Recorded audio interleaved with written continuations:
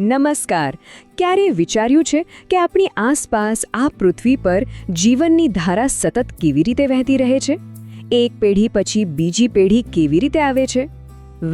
આજે આપણે એ જ જાદુઈ પ્રક્રિયા એટલે કે પ્રાણીઓમાં થતા પ્રજનનની અદ્ભુત દુનિયાને સમજવાના છે. તો ચાલો આ રોમાંચક સફર શરૂ કરીએ.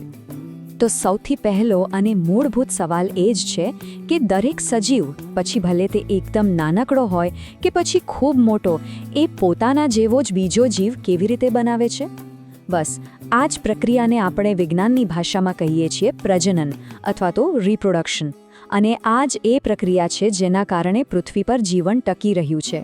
તો ચાલો એક નજર કરીએ કે આજે આપણે કયા કયા મુદ્દાઓ પર વાત કરવાના છીએ. આપણે પ્રજનન એટલે શું અને તેના પ્રકારોથી શરૂઆત કરીશું. પછી લિંગીય અને અલિંગી પ્રજનનની ઊંડી સમજ લઈશું. અને અંતમાં પ્રકૃતિ અને વિજ્ઞાનના કેટલાક ચમત્કારો વિશે પણ જાણીશું.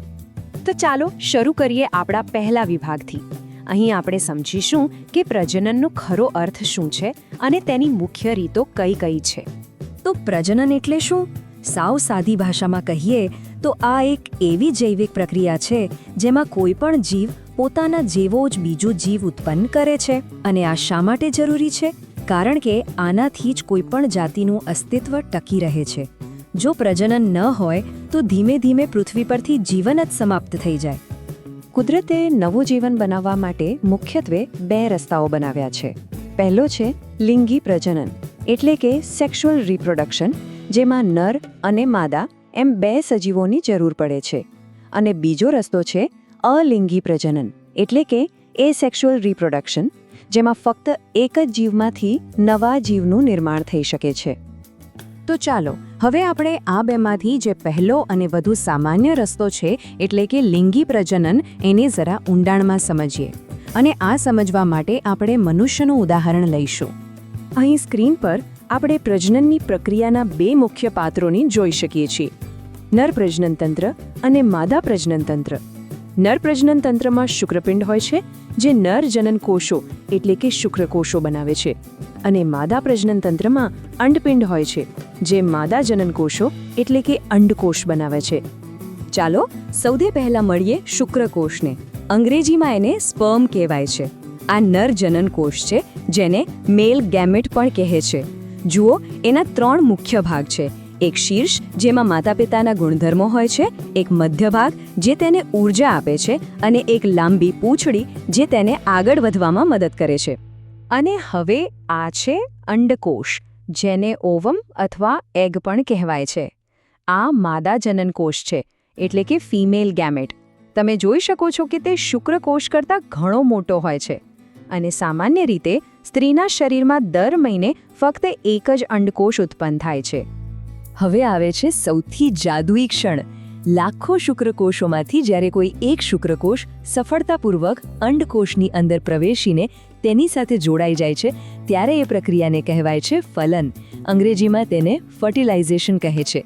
અને બસ આ જ ક્ષણથી એક નવા જીવનનો પાયો નખાય છે. જ્યારે શુક્રકોષ અને અંડકોષનું મિલન થાય ત્યારે એક નવો કોષ બને છે.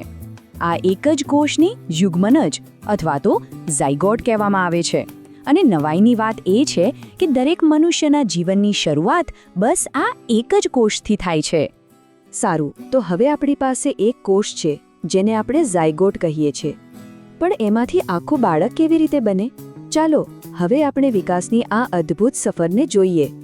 પેલો એક કોષ એટલે કે યુગ્મનજ હવે એકમાંથી બે, બેમાંથી ચાર, ચારમાંથી આઠ એમ ખૂબ ઝડપથી વિભાજન પામવાનું શરૂ કરે છે અને કોષોનો એક ગોળો બની જાય છે.